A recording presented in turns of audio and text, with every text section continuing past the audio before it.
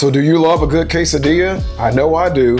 That's why I made these with no oil, no wheat, and no refined sugar. They're my spicy lentil and sweet potato quesadillas, and today I'm going to show you how to make your own. All right, so let's talk about the ingredients we're going to use to make what is one of my favorite things, which is a spicy lentil and sweet potato quesadilla. Now, for the filling, we're going to use some lentils here. I've cooked these lentils and I got them ready to go.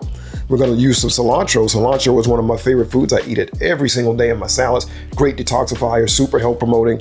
We're going to use some coconut aminos. We're going to use some jalapeno. Now, of course, the jalapeno is optional. If you're someone who prefers to have no heat, you could just omit them. We're going to use some red onions, another super health promoting food, excellent against cancer. Onions are just exceptional food. We're going to use some organic tomato sauce. We're going to use oregano, a couple of cloves of garlic, some cumin, and then some smoked paprika. This is what we're going to use to make the lentil filling, the spicy lentil filling to this quesadilla.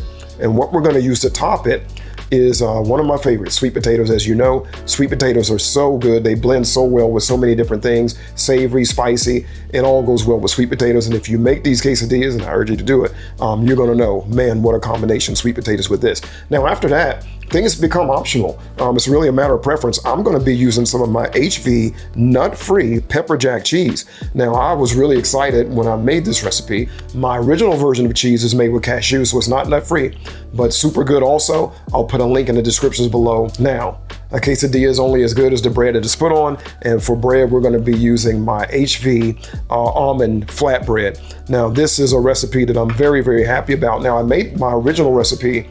It's oil-free, of course, and you make it in a pan, and a lot of people were struggling with that. But right now, if you want to pre-order my cookbook, I have a new and improved recipe for this almond flatbread and the way I made it today. That makes it simple, easy, very straightforward. You don't have to worry about, not using oil and trying to flip it and it sticking, because my new method for cooking it is much better. So again, my book is available for pre-sale right now. I'll put a link in the description. If you want to order it, you can, and you can see the recipe for my HV almond flatbread.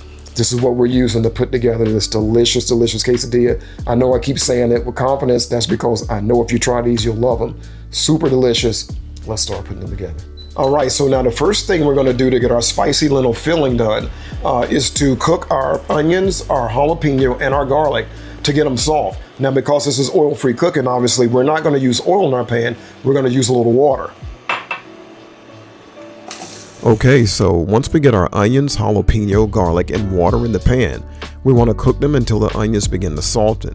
And once the onions are soft, it's time to add the coconut aminos and the other spices and cook it for a few minutes more.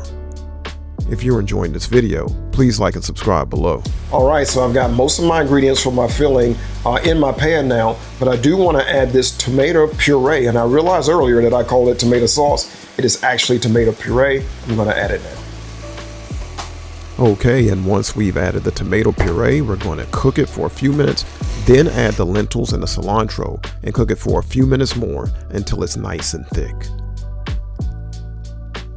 All right, so all that's left is to assemble our quesadillas. Now, the spicy lentil filling alone will add a lot of flavor and a lot of substance to this quesadilla. I'm going to pair it with some sweet potatoes. Surprise, surprise, I love sweet potatoes.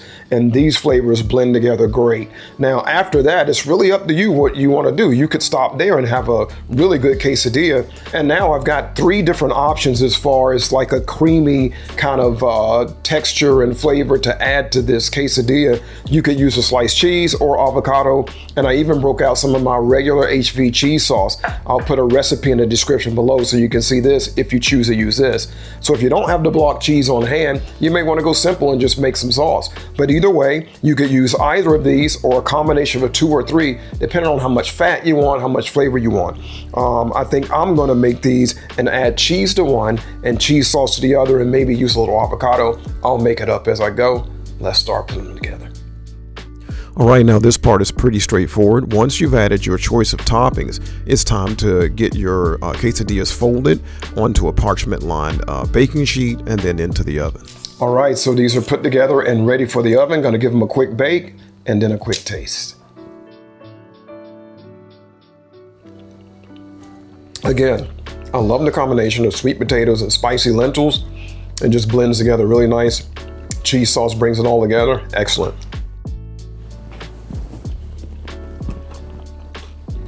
That one's really good also. Listen, it's always tough for me. If I had to choose, I would choose a pepper jack. As I said, the pepper jack cheese has a lot of flavor, and that flavor really comes through even with the sweet potato and the spicy lentils. Both good, you can't go wrong. But here, I think wins. This is my favorite.